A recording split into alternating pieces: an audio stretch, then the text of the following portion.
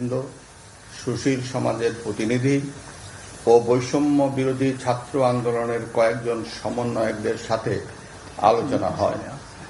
শুরুতেই সেনাপ্রধান বিরাজমান সার্বিক পরিস্থিতি ও রাজনৈতিক দলগুলোর সাথে তার আলোচনা সম্পর্কে আমাকে অবহিত করেন। রাজনৈতিক নেতৃবৃন্দ এ সময় তাদের বক্তব্য তুলে ধরেন।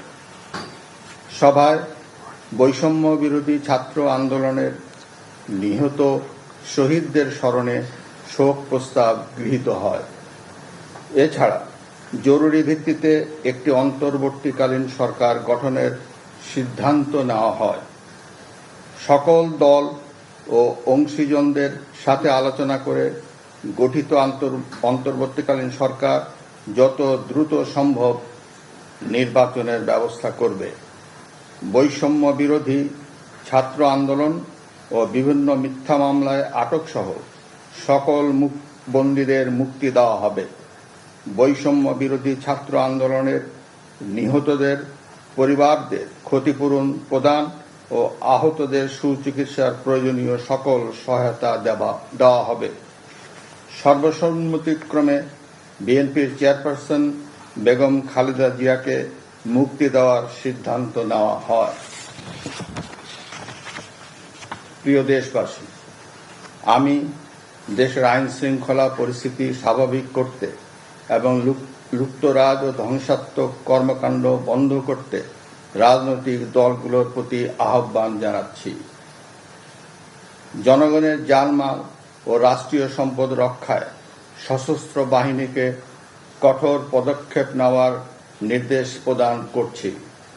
সাম্প্রদায়িক সম্প্রীতি ও সংখ্যালঘুদের নিরাপত্তা নিশ্চিত করতে এবং সরকারি সম্পত্তি রক্ষায় সকলকে এগিয়ে আসার আহ্বান জানাচ্ছি।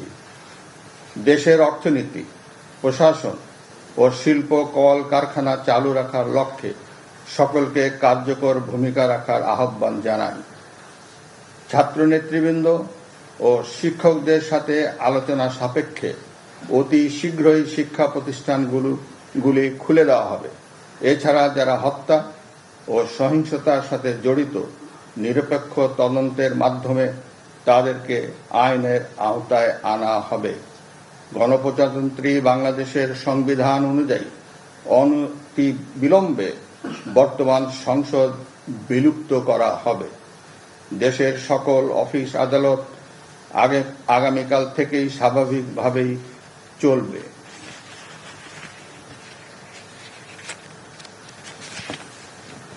প্রিয় দেশবাসী, আসুন আমরা দেশকে বাঁচাতে একযোগে কাজ করি।